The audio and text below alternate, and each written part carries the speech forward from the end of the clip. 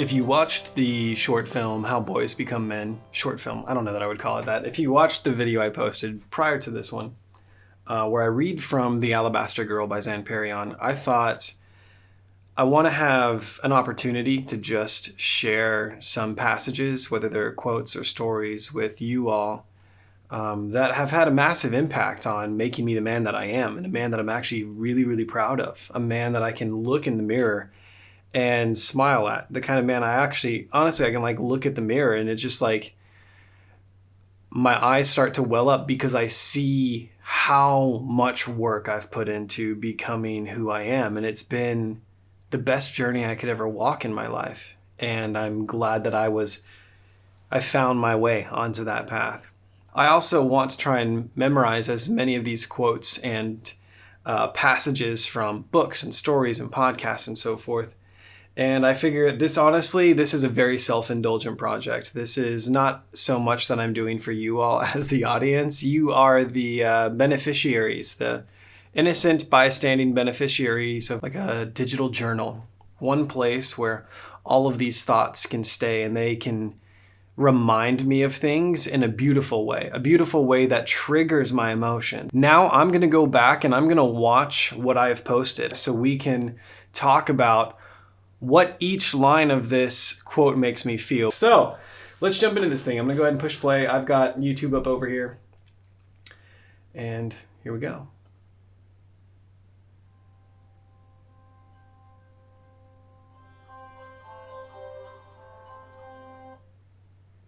Even from the beginning,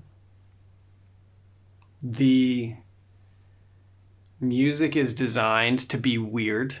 My ears always perk up whenever I hear sounds or music that is like weird or odd or foreign to me. You know, I might have some like preconceived emotion. Like there's songs that can get me like riled up and get my adrenaline going and my heart pumping. And I want these songs to be ones that kind of snap me out of the busy world, my hamster wheel of life. They snap me out and go, oh yeah, this is an interesting sounding music track that I put in here. And it's doing exactly what it's meant to do, which is pulling me in so I can focus on the message that's about to be shared.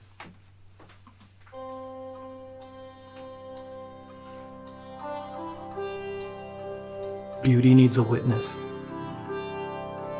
This is the secret to success with women. Okay. I like how this sets itself up. Beauty needs a witness. That's, if there's nothing else you heard from this video, that's the most important line right there. Beauty needs a witness. And the best thing I can do, I think, is grab this stone. And to explain this is, what do you see when you look at the stone in your hand? Like, genuinely take a moment of silence and just absorb this crystal. See the way the light shifts, the light changes the color of it. It goes from white to pink, depending on how the light hits it. And then there's like these brown veins that could just be dirt that got trapped in the rock. And it's, looking at it, it's very like flecky. It's very like shale. Seems to be the way that it kind of breaks these layers. It's beautiful. And this stone could sit here forever and be absolutely beautiful, and I could never know it like I know it now because I took 60 seconds to just witness what its beauty is. Because the truth is, everything that appears before you in your reality is beautiful in some way. Pain is beautiful. Heartbreak is beautiful. The brevity of life, the fragility of life is beautiful. If we choose to see that it is, to see it for what it is. Even the air I breathe, if I pay attention, it's cold across my tongue. And the fact that I can feel that and I can articulate that with words, that's all beautiful. When we realize that it doesn't have to be that way. We were given no guarantees of what any of this would be. That's the game. The game is to figure out life. Figure it out. What is your life going to look like? This is the secret to success with a happy life. Seeing what you have and seeing how beautiful it is. The secret to the art of love. It is what separates true lovers from pickup artists, one-night stand cowboys, and heartbreakers with a whole bouquet of empty promises. I think it's so common right now for there to be like pickup artistry and red pill, blue pill, black pill. I should know because I read as much as I could. I wanted to learn everything I could to be a better lover, be a better companion, be a better man, be a better whatever it was, whatever I saw and idolized in others. And it's so funny because I was so convinced of like blue pill, red pill, and then black pill stuff. I was so convinced of it and I like saw truth in it. And I played in that world, and that world left me feeling empty because I was playing a character. I was playing a role. And any advice that teaches you to interact with another human, that suggests you put on a mask or put on a caricature of yourself, put on a more flamboyant or a more wild or a more aggressive or a more stoic, anything that requires you to play that game of dress up is terrible advice. Because what we really need to learn how to do is we need to learn how to take the clothes off. We live in a culture, especially a Western culture, where honestly, like being exposed, exposure, nudity, it's so demonized. It's so demonized. And we're constantly having clothing in boxes just put around us and put on us. And the truth be told is it's just like nobody knows how to stand completely naked in front of anyone. And we all say, well, it's too vulnerable. That's stupid. You're leaving yourself open to attack. Attack from what? Criticisms, judgment, people's words. I don't know. You weigh it out. So do you change your life and you live a life of caricatures where you don't even get to be who you really want to be? Or that you only got to live that life when you're a kid and now you can never have that because an adult means learning that life is miserable and giving that up? No, guys, that's not the truth.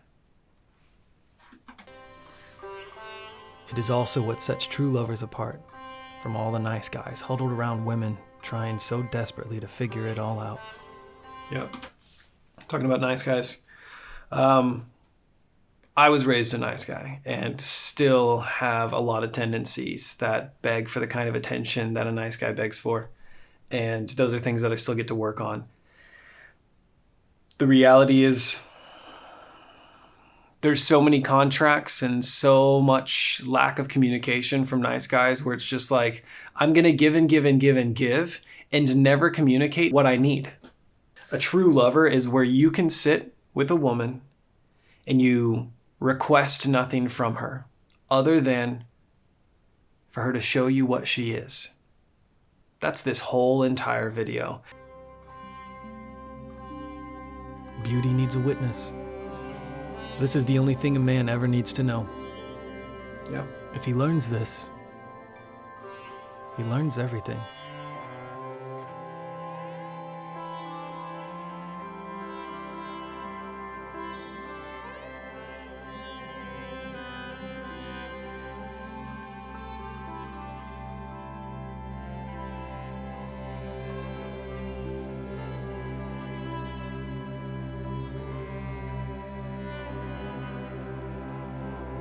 To seek beauty in women, and only beauty, is the thing that will save a man. All he has to do is look for and then describe, with his words and actions, the beauty he sees in them. There it is. If any of you are out there and you are struggling to communicate with your partner and it just feels like distance is growing in between you, it's communication is the issue. It always comes around to communication in one way or another.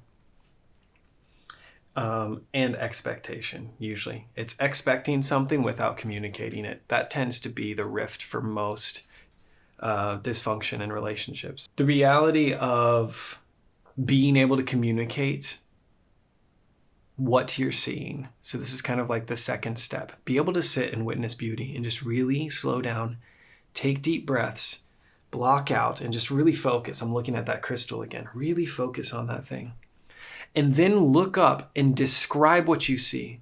Here we go.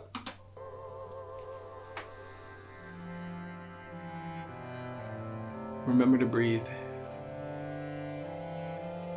Just enjoy it.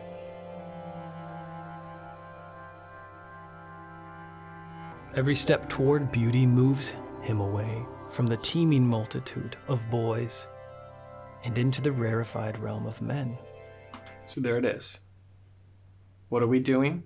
We are witnessing beauty, recognizing it, and we are communicating what we see. It's so simple. It's so simple. To go from boy to man, you stop caring if she thinks you're attractive or not. You just ask yourself, do I think she's attractive? If the answer is yes, you approach. And now the next question we get to ask is, after talking with her, do I still think she's attractive?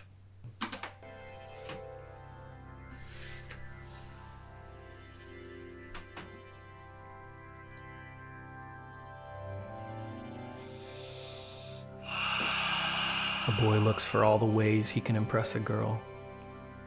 A man looks for all the ways she can impress him. Pretty self-explanatory. A boy seeks to maximize the way he appears in her eyes. A man seeks to maximize the way she appears in his eyes. Okay. A man seeks to maximize the way she appears in his eyes. I think a lot of people are going to miss that and think of it as, oh, a man is going to have really high standards. You know, he's going to be like, well, I'm going to maximize what she needs to be for me. That makes me man. No, that's not the case. That's missing the whole thing. That's missing the aspect where it's like, if you are witnessing beauty, there is no demand for beauty to change what beauty is. Because if he can witness beauty, then your need to demand that people change to be some different version of what you deem to be appropriate or beautiful begins to go away, because you begin to realize that everything's beautiful. Now, there's certain beauties that I want to look at every day and certain beauties I'm okay to witness once, like some smelly smells, man. There's some smelly smells I only need to smell once, and I don't need to smell that smelly smell again. It was beautiful in the moment, and I tried to be present for it, and it was rancid. But I don't necessarily need to do that again. That was a one-time experience for me, and that's how it goes for some people in my life. That's a one-time experience for me. The reality is, this isn't a selfish thing about a man setting a really high standard. It's to the point where when you can maximize the way a woman appears in your eyes, what it is saying is every single woman you meet, the first thing you have trained yourself to see, the first thing you have trained yourself to witness through attention and slowing yourself down will be something beautiful. It has to be practiced. I'm still not very good at it. But you have to practice saying, what makes this woman or this man, this person, this event, this thing, what makes this horror beautiful? It literally applies to everything. So it's not about increasing a standard. It's about getting to a place where mentally I see beauty in absolutely every single human I come into contact with. I maximize how beautiful they are in my eyes, and they don't have to change a thing about themselves. A boy wonders what she thinks of him. A man wonders what he thinks of her. A boy asks himself, where is she on a scale of 1 to 10? Yeah, they do. A man asks himself, what is beautiful about this woman before me? And that's what I was just saying. What's beautiful about her that I can see if I pay attention? A boy asks himself over and over, does she like me? Does she like me? A man asks himself over and over, do I like her? Do I like her? I intentionally put that question over the top of the fact that this woman is taking a moment to record some thoughts that she has after she's been walking around this landscape in this city. I intentionally put it there. It was meant to be kind of a prod to some of you guys where it's like, this is step number 2. Definitely find somebody you are physically attracted to. It's important. It's undeniable. Find someone you're physically attracted to. But I put this right here because after that attraction's there, it's like, gentlemen, you have to have standards. You've got to have standards for these women. If you make it apparent that their beauty is the only thing you care about, then you're in for a rocky road. Have fun. You're going to get a lot of bruises and you're going to get a lot of scars. And this is where step 2 is, do I like her after we've exchanged words? What words did she use? How was her body language? Was she like turned away from me or just wanting to get away? If so, that's communication. She doesn't like me. She's not interacting with me physically in a way that I would want the person that I end up with to physically interact with me. So the answer to do I like her is a no. And I can quickly end the conversation now that I see her body language is like she wants to get out of here. I don't want that, because my standard is I want somebody who wants me. I want somebody who sees me from across the way and they get a jittery, tingly feeling inside of them, right? And that's who I want to go investigate and spend time with. Here, this is a woman who thinks. That's what I see. When she stops and writes, there's a lot of really good green flags for me personally. And so I'm asking this, and that kind of set it up where it's just like, do I like her? Well, if I'm seeing this, we've already made it past attractive. We've gotten into intelligent and good habits that I'm seeing. Let's go see what's next, right? A boy is in his head. A man is in his heart. What is that? What do they mean by a boy is in his head? A boy is always asking questions and thinking, what do they think about me? What should I do next? Is she into me? Am I keeping her entertained? Maybe I'm being too boring. Maybe I'm talking too much. I don't know. That's the boy. And the man is just going, how does this feel? Sitting across from this young lady, sharing drinks with her, listening to her share about her life or her story. How does this feel to me? Does this feel good? Do I feel her energy? Do I feel her desire for me? Is there anything there? How do I feel? A boy observes himself. A man observes her. I don't know that I necessarily need to say anything more on that. What he means by a boy observes himself is the boy is observing that thought, that mental diarrhea that that I just like simulated, where it's like, oh, she's got this sparkler, right? She's standing here in this sparkler scene. It's like, oh, she's got this sparkler. Like, I wonder if maybe like, oh shoot, how could I kiss her? Gosh, she looks so good right now. And I just, maybe, does she have matches? Let me get her some matches. And it's like, you just aren't witnessing. Whereas like the man can sit there. She pulls out these sparklers. What do you got there? Sparklers. Oh. I'm interested. Continue on. Show me more. Show me more of whatever it is you're going to do. And turns out she pulls out a matchbox. She came prepared. Okay. I like this. I'm learning things because I'm not interrupting her. Because I'm not like, oh yeah, well, I've got a lighter if you need to light them. And yeah, we could use sparklers. And, we could do, have you ever like held a bunch of them in your, and it's just like, boy, shut up. Just witness her. Let her lead you. She obviously brought this moment to create something. Let her create. So a man observes her. Observes beauty. That's it, guys. I kind of like getting explanations. I kind of like hearing what other people are thinking, how they process things, because this is built for me. It's built to remind me of these core teachings that have always helped me. So I hope they help you. And we've got an airplane flying over, but I'm here. Shoot me a message in the comments below. I'm a pretty tough cookie, so you can you can break my balls a little bit down there if you want to. And we can have some fun. Anyways, guys, thank you so much. Take it easy.